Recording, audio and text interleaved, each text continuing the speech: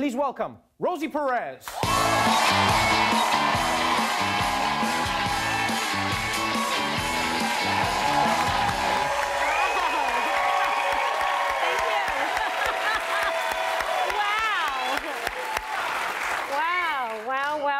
Welcome to the show. Thank you. This is so much fun having you here. I have danced to many of the moves you've created. Oh. I have tried to imitate your acting in many of the movies that you've been in. You do so many things. Actor, dancer, choreographer. Do you feel like this show that you're on now, Rise, is the perfect culmination of all of those talents? Absolutely. Absolutely. And also, it's my personal life meeting my professional life. In the sense that I co-founded a arts education charity 25 years ago. And we service about 15,000 kids a year. Right. And only at Title I schools, which means at or below the poverty. I don't have to explain it to you. Your audience is educated. All right. So, you know, when I read the script, I said, this is what I do anyway. Right. And so it was a beautiful thing. Right. So you play a teacher in this show who is, I guess, the head of the program, the arts program.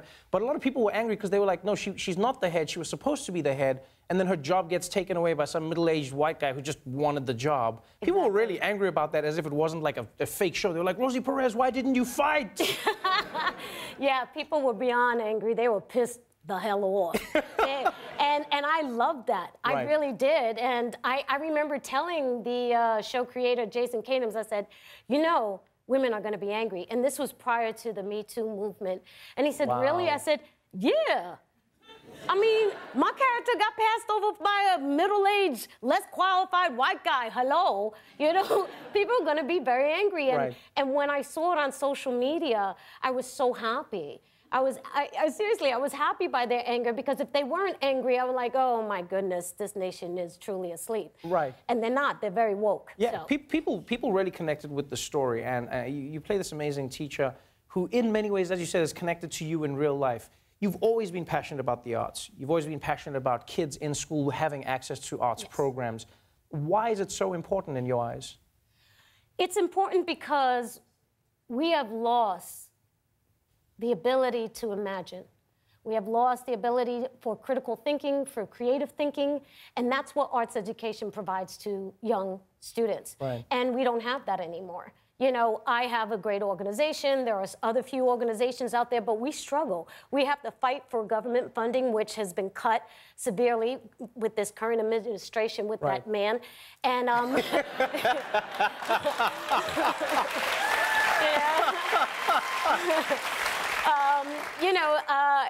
and we have to go to corporate America and just regular folks to help us fund these programs. And I'll give you an example. They have the Regents exam in New York, in the tri-state area. You cannot graduate high school unless you pass the Regents exam, right? So we've had this student named Mikey. He failed it 6 times. He took our program in 3 weeks. He passed the Regents exam, and he went on to college. Oh, wow. You know, so, yeah. And the great thing about that program really wasn't just, you know, we took the core curriculum and broke it down into interactive play and songs and dance and all of that, but it was that he felt special. He felt part of a community. Right. And in the show Rise, they don't address arts education, but they do address the arts. And it's the same thing. This is in a small town community, and it's allowing the kids in that high school feel a part of something. And that's very, very important. And if you want to add to the economic wheel, if you want to add to the bottom line of this nation, you have to invest in the kids, in their education, and in the arts. I want to argue with that. You are someone who's always been very passionate about causes that you feel don't get representation or need more attention. Most recently, we saw that passion expressed through the relief efforts in Puerto Rico. Yeah. A lot of people went in, you know, head first into Puerto Rico and said, we're going to help, we're going to do whatever we want to do. And it feels like every now and again people forget that the issue wasn't resolved overnight. What do you feel still needs to be done, and what do you wish people knew about what's happening in Puerto Rico today?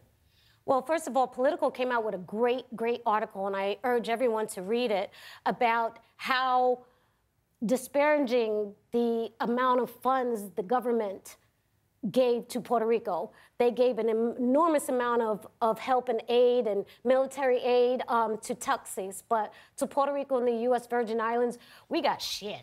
Right. You know, seriously, we did. And, you know, and so people did rush to the island. Good Americans rushed to the island. Right, even right, foreigners right. rushed to the island to try to help. And right now, 5% of the island still is without power. People are committing suicide at a high, high rate because they are so desperate and despondent. And, you know, my friend Ramon Rodriguez, along with Heart 9/11 and the Rockefeller Foundation and Today I'm Brave, we went down there to address the needs. And the number one need really was they needed a roof over their homes. Wow. Because the tarps only lasted, I think it was 90 days, and they started to shred and break apart. Right. And it's an island, it's a tropical island. You're still gonna have storms. And even when we were down there building roofs, the storms did occur. And it was heartbreaking. It was heartbreaking watching this elderly woman, I think she was like in her 70s, with an umbrella in her living room. You know, and this is like, what? These are Americans, man. Right. Don't throw us paper towels. Give us help, you know, seriously. And it broke my heart. It broke something in me, and it just burst open a fury. It's just like, wow, this is crazy, you know? And with that organization, with Heart 9/11, what we decided to do was create an apprentice program. So, you know, you could give a man a fish, you know, right. But if you teach him how to fish, he'll be okay. Right. You know, so that's what we're doing. We're teaching them carpentry, building homes, and we're going to extend that program if we get more money and more funding. You know, we wish it would come from our government, but we can't wait. Right. We can't wait because people are suffering. Well, I'm glad you're on the case. I'm glad people are still donating. Thank you so much for being on the show. Thank you, man. I love the show. appreciate you so much. I love it. Thank you, guys. Rise airs Tuesdays at 9 p.m. on NBC. Rosie Perez, everybody.